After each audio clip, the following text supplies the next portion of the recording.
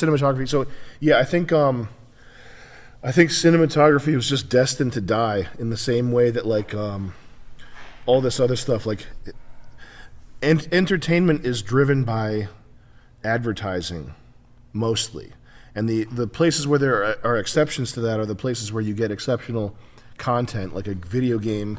Video games are still kind of good because you have to pay for them, whereas phone games are terrible garbage because the way that they're monetized is via advertising.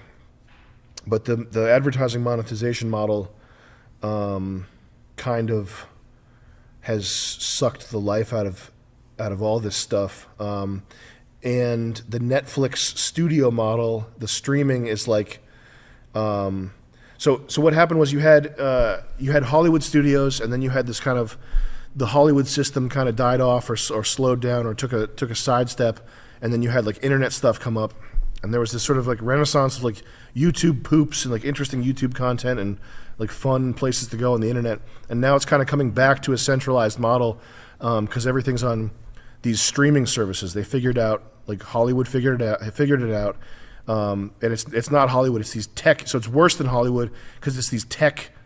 I can't say homeowners. I'll say the other word. It's these tech people.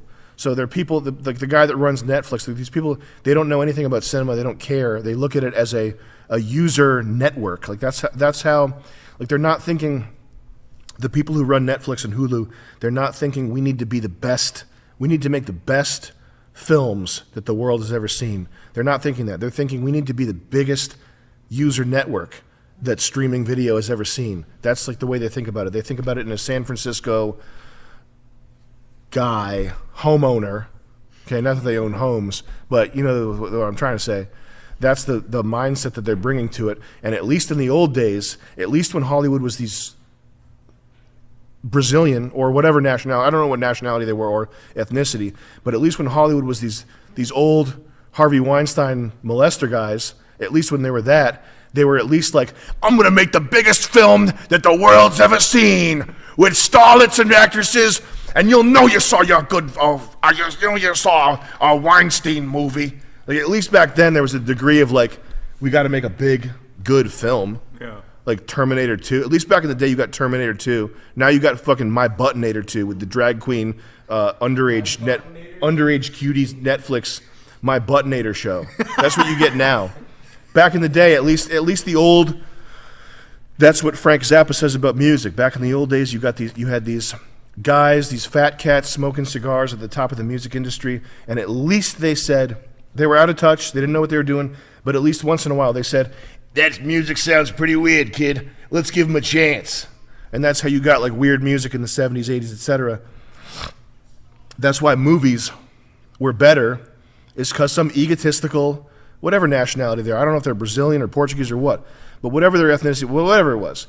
But you had these guys with egos saying, watch this, I'm gonna make the biggest film of all time. You're gonna have Michael J. Fox and a time machine.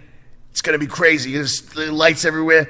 Production design is gonna be but now it's like, well, we are thinking about doing a project about lesbians and race in small town Georgia. And it's gonna be an illuminating and shocking piece that really opens some eyes. But they do that. They're buying like 50 things at once too, these Netflix guys. But yeah, the accessibility of art is not always a good thing, because when you get digital tools that make it easier to do stuff, when you get cameras, when you have readily available cameras that are like cheap, sometimes they fall into the hands of idiots.